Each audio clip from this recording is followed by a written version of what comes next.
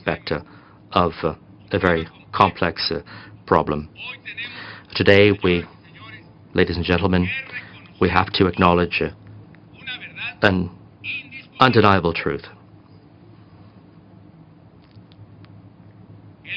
and that is that illegal drug consumption in many developed countries is killing thousands and thousands of young people in production and transit countries. It is creating violence which our people don't deserve. Drug-consuming countries have not made progress, or at least have not made enough progress when it comes to reducing consumption. And here there is much work to be done in terms of reducing the demand and preventing addiction. We need to step up our efforts to deal with this public health problem. Preventive policies which fight addiction, and media and information campaigns which would make young people around the world understand that addiction, drug addiction, is the new slavery of the 21st century. It is a heavy chain that ties down the adolescent.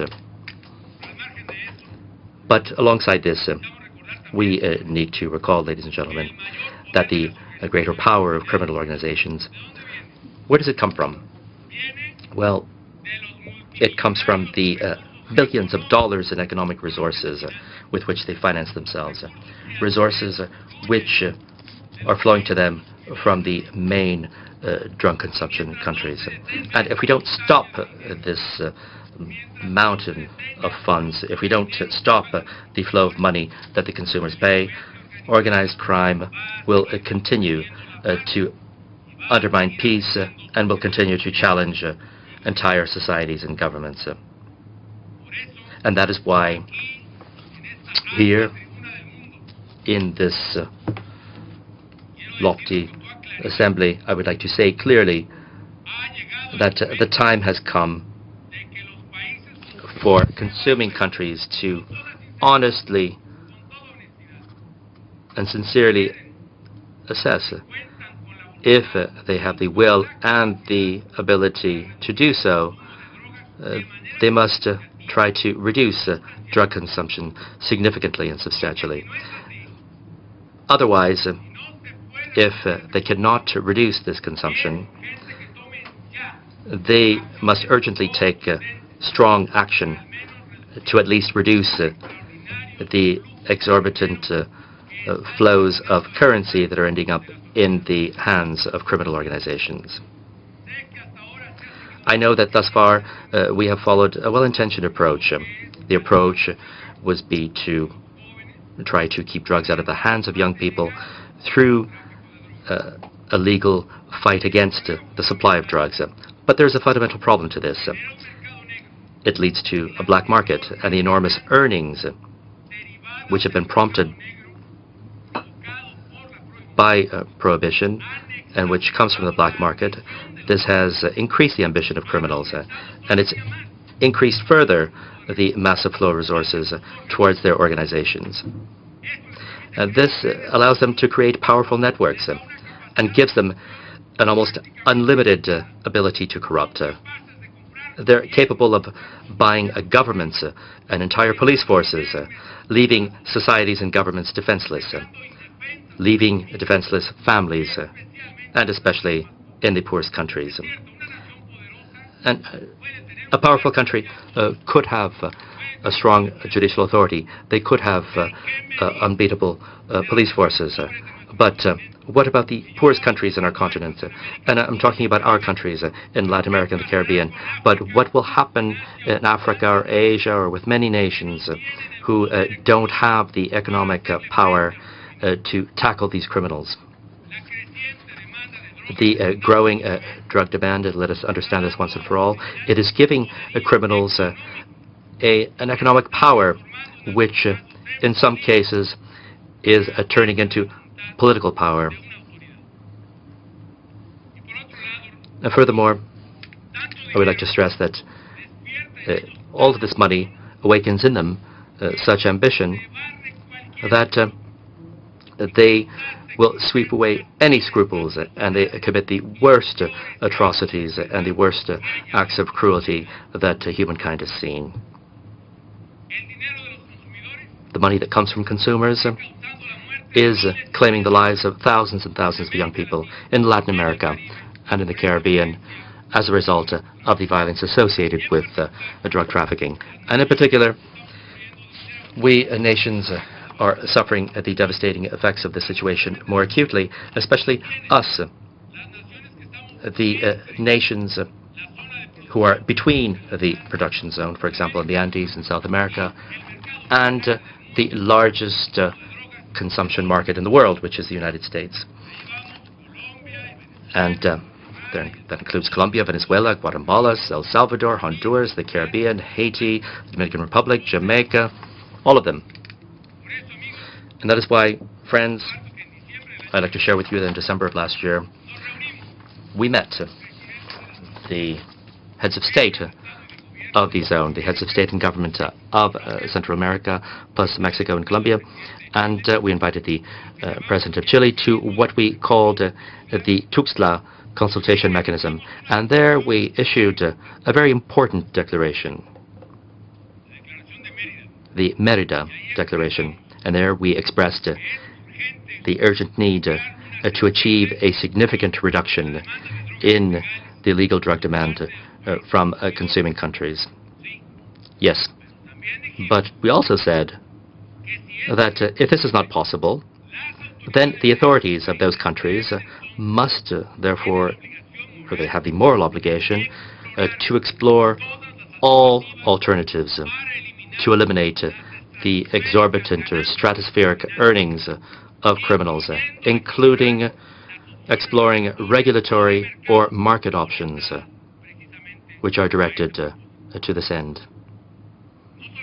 Not only that, but months later, we all met, the countries of the continent met within the framework of the 6th Summit of the Americas in Cartagena, Colombia, and there several leaders from Latin America reiterated our concern, and we reached a central agreement from Canada to Chile to give a mandate to the OAS to analyze, on the basis of scientific evidence today, to investigate all of the options that would allow us to combat this scourge more effectively.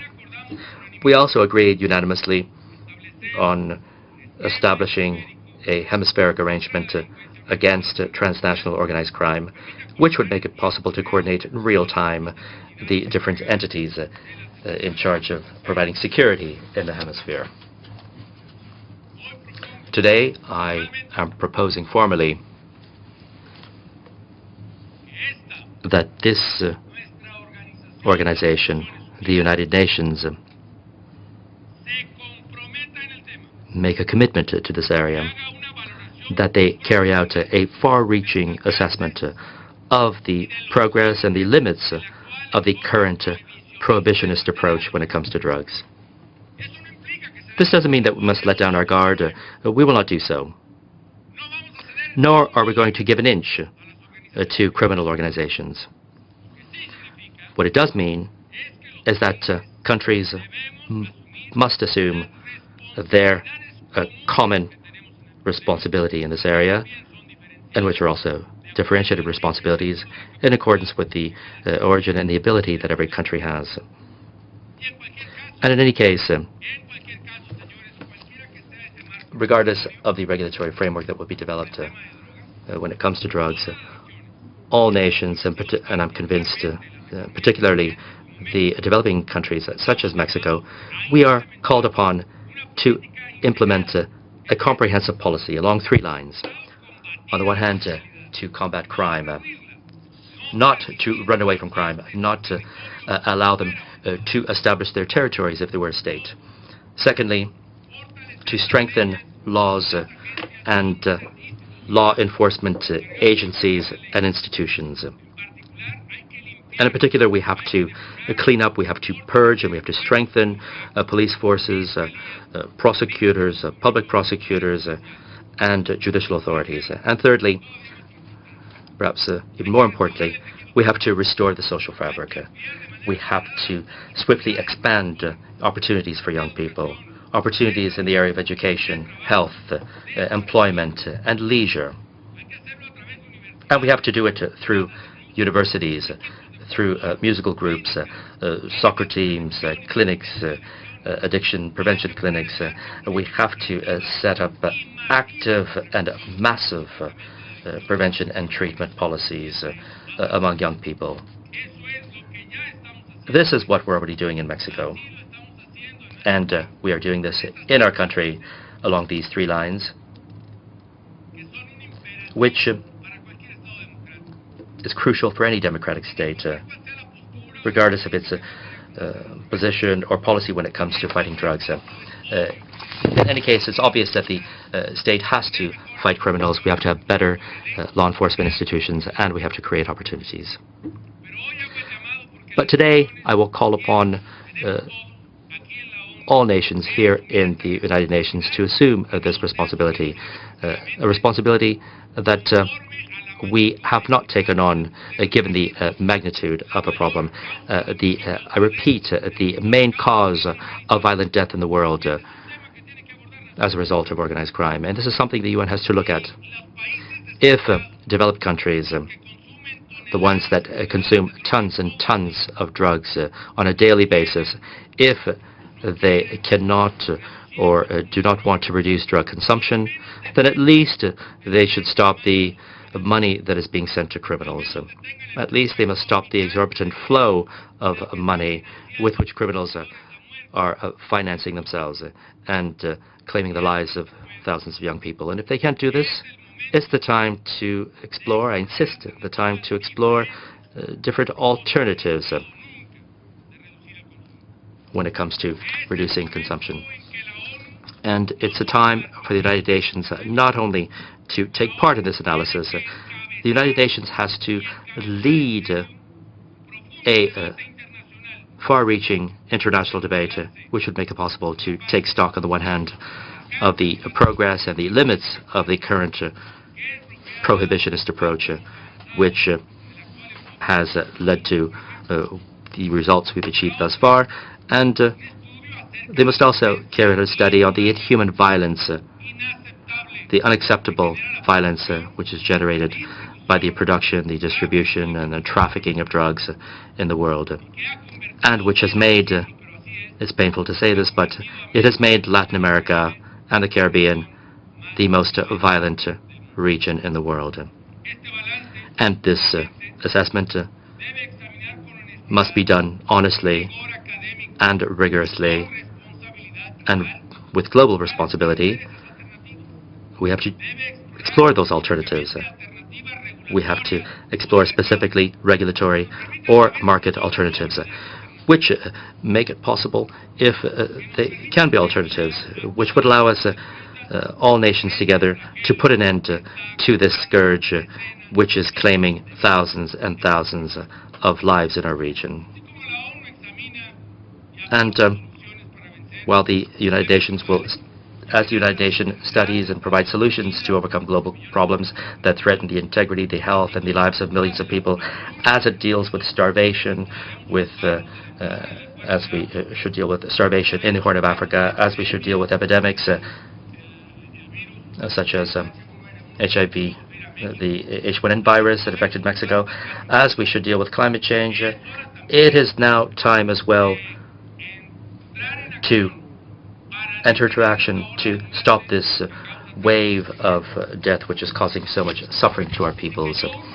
And I respectfully urge the United Nations to not only take part, but to lead a discussion which is up to the challenges of the 21st century, and without any false prejudice, which would lead all of us to seek solutions to this very serious problem using new and effective approaches. Mr. President, ladies and gentlemen, my government in a few months will come to an end.